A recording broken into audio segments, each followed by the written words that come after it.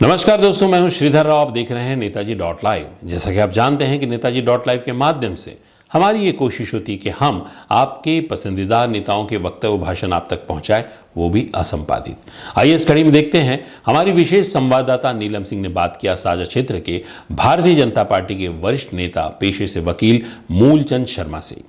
मूलचंद शर्मा क्या कह रहे हैं ये आपको हम दिखाने जा रहे हैं, लेकिन किसके विषय में कह रहे हैं ये जानने वाली बात है।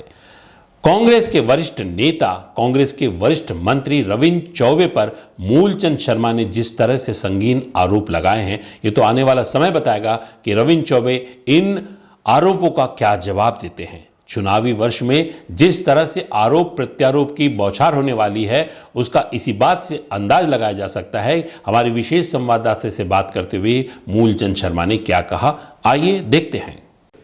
नमस्कार, मैं हूं नीलम सिंह। आप देख रहे हैं Netaji dot live. Netaji dot live के माध्यम से हमारी कोशिश होती है कि हम आप तक आपके पसंदीदा नेताओं के वक्तव्य और भाषण को पहुंचा सकें। इसी कड़ी में आज हम बात करते हैं प्रदेश किसान मोर्चा के मूलचंद शर्मा से। वो साझा क्षेत्र में हुए विकास और भ्रष्टाचार के विषय में क्या कहते हैं। सबसे पहले मैं नेताजी डॉट लाइव जो है, आपका जो कार्यक्रम है, उसके टीम को मैं बहुत बहुत धन्यवाद ज्ञापित करना चाहूँगा। इस डॉट लाइव के माध्यम से आप लोगों ने अपने चैनल में छोटे छोटे लोगों की बातों को पर्याप्त और उचित मंच के माध्यम से विचारों को व्यक्त करने का अवसर प्रदान किया है। इसलिए मैं बहुत बहुत आपकी टीम को धन्यवाद ज्ञापित करना चाहूँगा।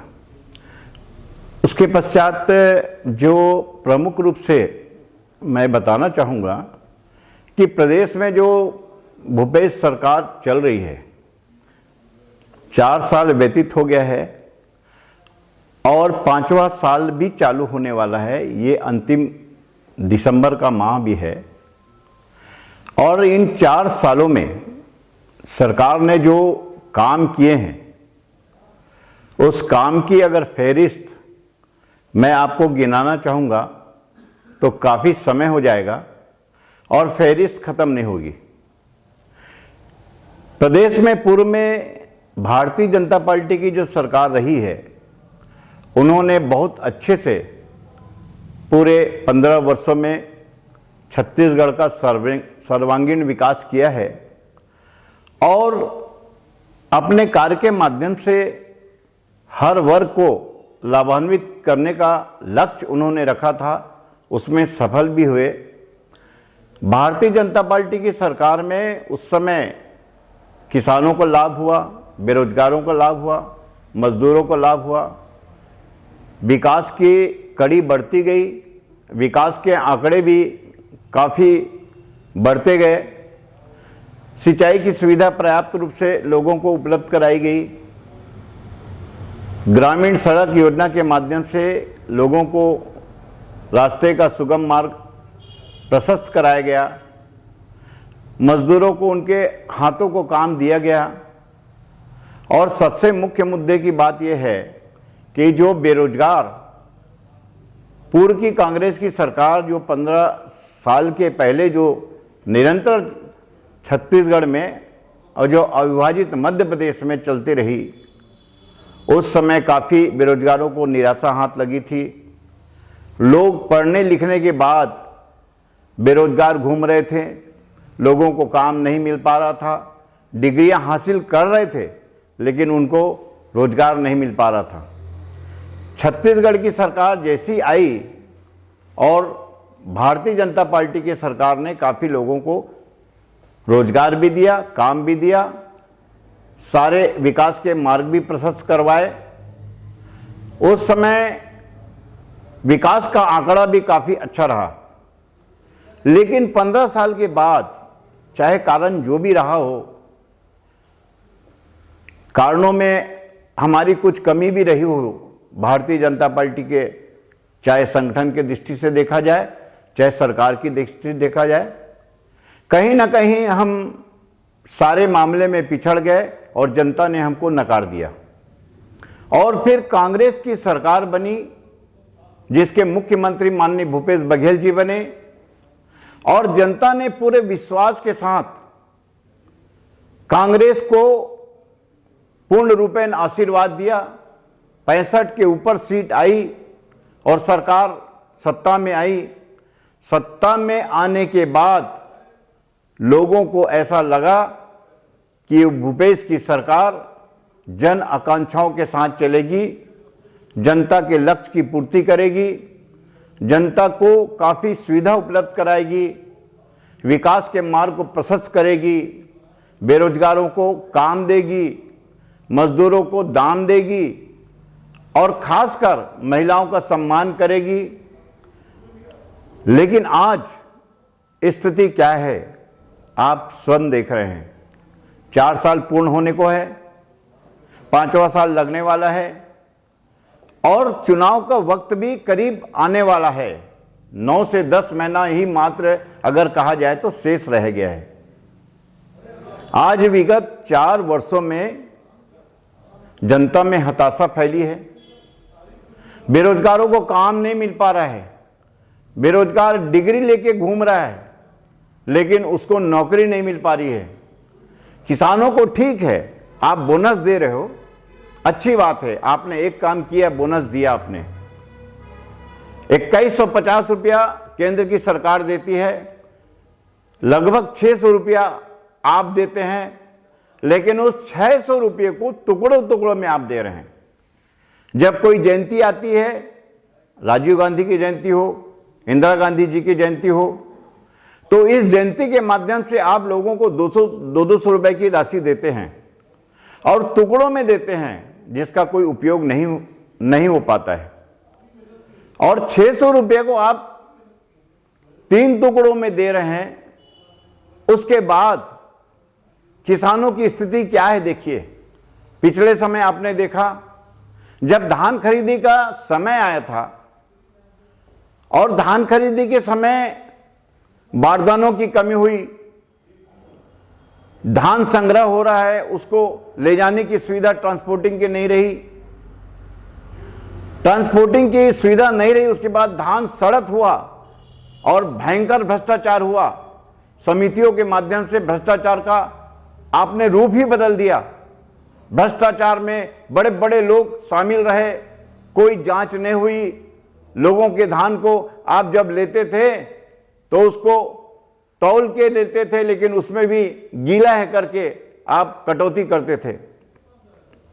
दूसरी बात इसमें आई, जब धान यहां पर आ गया तो आप उस धान के जो तौलक में कांटा मारने की योजना आपने अपने लोगों को, जो समिति के लोग हैं जिसमें आप लोग के आदमी वहां पर काबिज हैं, उनके माध्यम से आप लोगों ने भ्रष्टाचार का एक नया प्रशस्त मार्ग कर दिया और उसके माध्यम से भ्रष्टाचार निरंतर चल रहा है।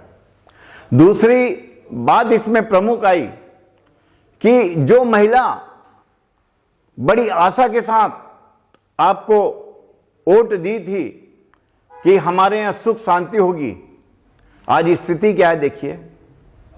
किसान एक तरफ आप 600 रुपए का उसको वाजिब मूल्य दे रहे हैं, लेकिन दूसरी ओर शराब की आपने बढ़ोतरी बढ़ा दी है। आपके ठेके चल रहे हैं और कांग्रेस के लोगों के ठेके चल रहे हैं। आज घर पहुंच सेवा हो गई है। आज छत्तीसगढ़ का युवा बेरोजगार जो काम नहीं मिल पा रहा है उसको, आज ये स्थिति है, शराब के नशे में चूर है। ऐसा कौन सा मादक पदार्थ है जो छत्तीसगढ़ में नहीं मिल रहा है? जिन गांव में शांति होती थी, जिस गांव में समृद्धि होती थी, जिस गांव के लोग आपस में बैठकर मित्रता की बात करते थे, आज वो गांव अशांत हो गया है। महिलाओं की शांति भंग हो गई है। उनके घरों के जो व्यक्ति हैं शराब के नशे में डूबते हैं।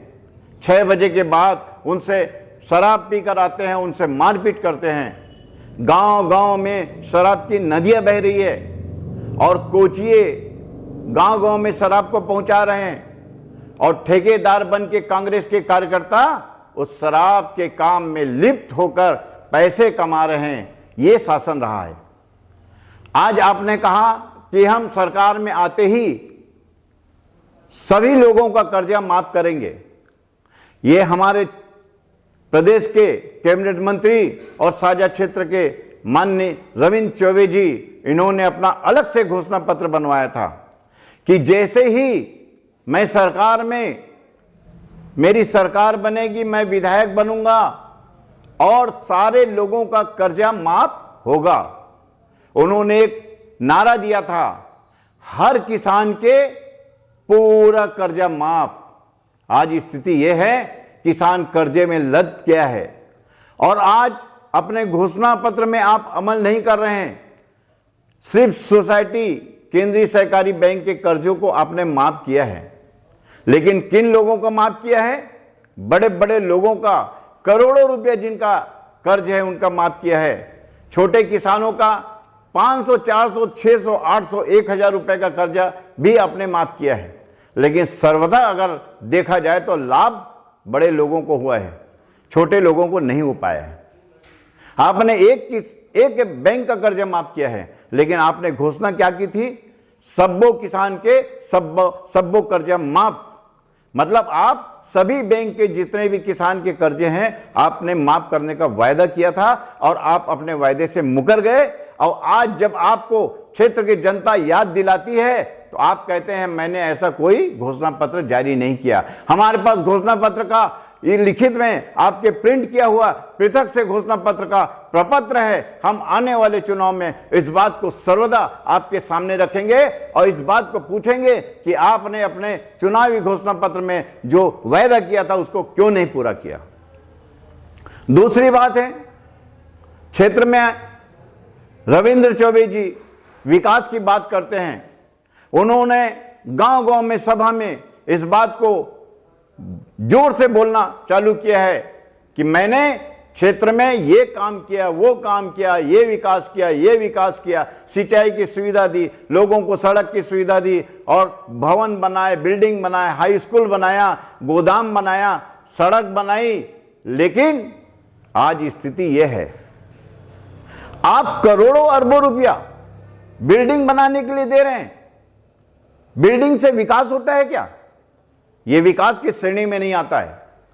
आप ठेकेदारों को, खासकर आपके दलाल ठेकेदार हैं, उनके माध्यम से आप उनको करोड़ों रुपए का बजट देकर बिल्डिंग और भवन बनवा रहे हैं।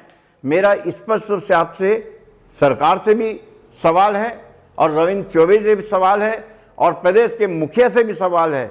भूपेश बघेल जी, मुझे आप ये बताइए कि आपने तहसील बना दिया, आपने जिला कार्यालय बना दिया, आपने स्कूल खुलवा दिया, आपने कॉलेज बनवा दिया, आपने अस्पताल बना दिया, आपने सरकारी दफ्तर बना दिया, लेकिन आज स्थिति यह है नए नए आप तहसील खोल रहे हैं। तहसील में एक तहसीलदार और एक चपरासी के अलावा कोई व्यवस्था नहीं है।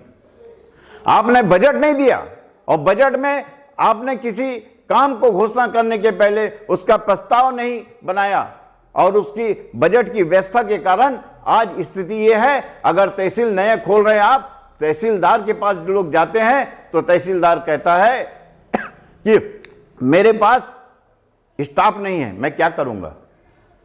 लोग त्रस्त हैं, लोग परेशान हैं, लोग हताशा में हैं और आपको पूछते हैं कि आप इस प्रकार की घोषणा क्यों कर रहे हो जब आपके पास प्रशासकीय व्यवस्था नहीं है, आपके पास बजट नहीं है, आपके पास संसाधन नहीं है, तो आप ये घोषणा कर करके लोगों को गुमराह क्यों कर रहे हैं? इसका जवाब भूपेश सरकार के पास नहीं है।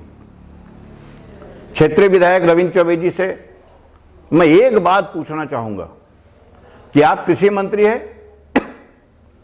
अभी हाल ही में आपने स्पष्ट रूप से कहा था कि खाद की कोई कमी नहीं हो पाएगी, लेकिन जैसे ही कृषि वर्ष आता है, किसान बड़ी आस के साथ सरकार के सामने अपने आंख को फैलाकर और अपने हाथ को फैलाकर खाद की मांग करता है, तो आपके गोदामों में खाद नहीं होता है, जबकि केंद्र की सरकार खाद आपको देती है। आपके पास खाद नहीं है और खाद कहां पर है?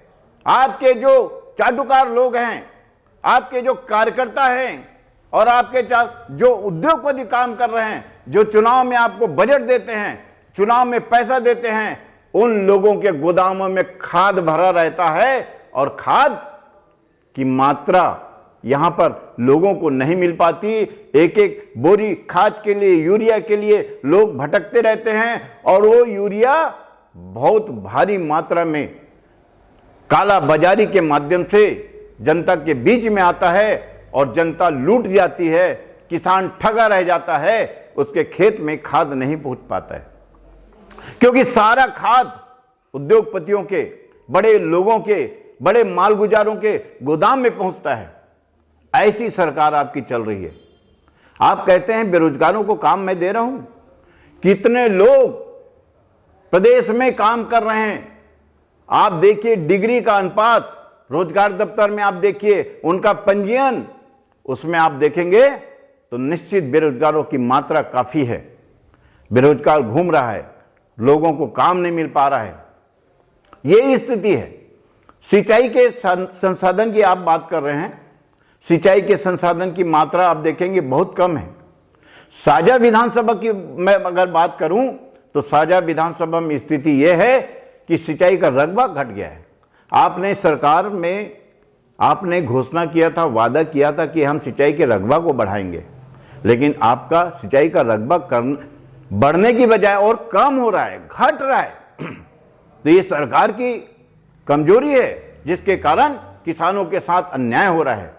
मेरा स्पष्ट कहना है, ये सरकार जो है जन विरोधी सरकार है, किसान विरोधी सरकार है, बेरोजगार के हित के विरुद्ध काम कर रही है, जन आकांक्षाओं को पूर्ति नहीं कर रही है, जनता का विकास नहीं हो पा रहा है और जनता का विकास नहीं होने के साथ भ्रष्टाचार को अंजाम दिया जा रहा है।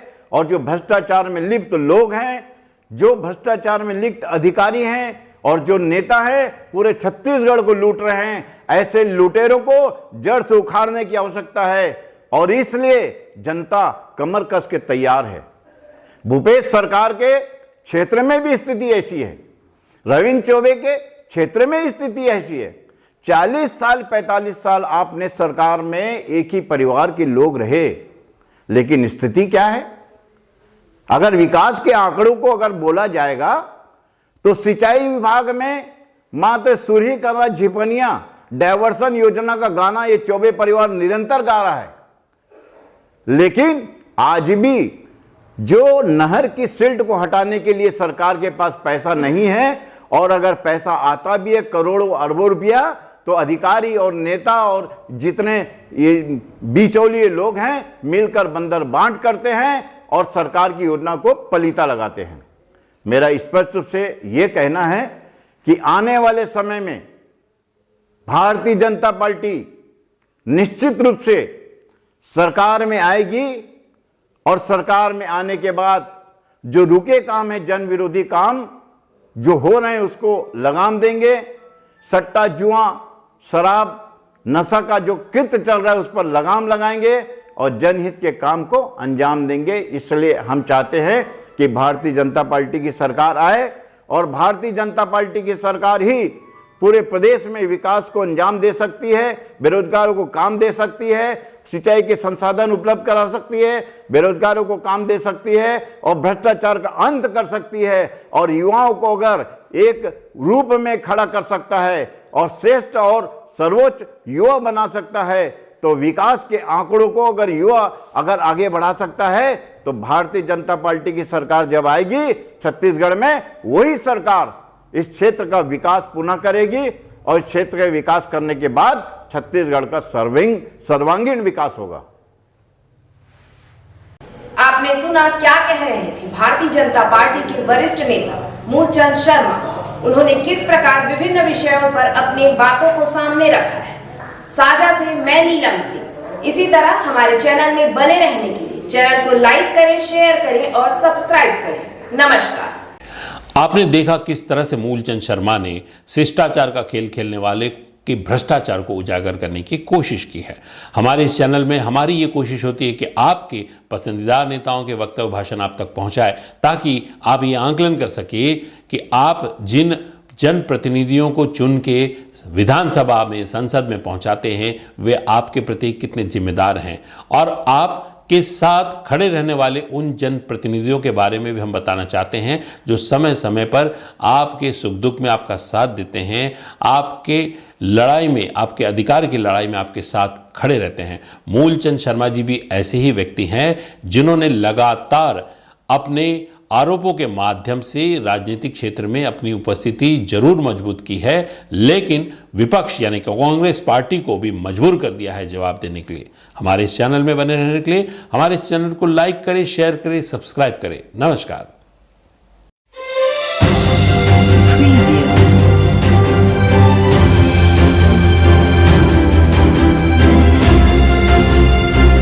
नेताजी .live के प्रायोजक है Satyadeep diagnostic and clinic, Supela, Bhilai.